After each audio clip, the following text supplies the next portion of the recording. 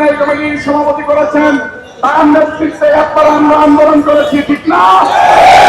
আপনাদেরকে সাক্ষী রেখে যুবদল কেন্দ্রের নির্বাহী কমিটিকে সাক্ষী রেখে একটা কথাই শুধু বলে দিতে চাই, আমাদের সেই ছেলে কবে বড় হবে, কোথায় না বড় হবে, কাছে বড় হবে,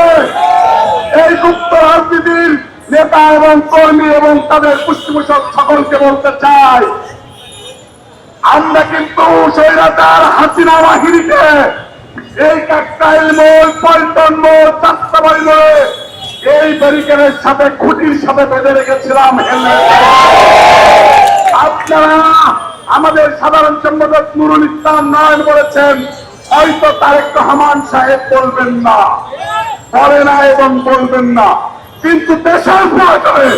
জাতির প্রয়োজনে ঢাকা মহানগর দক্ষিণ যুবদল কিন্তু আবার পাশের লাঠি হাতে নিতে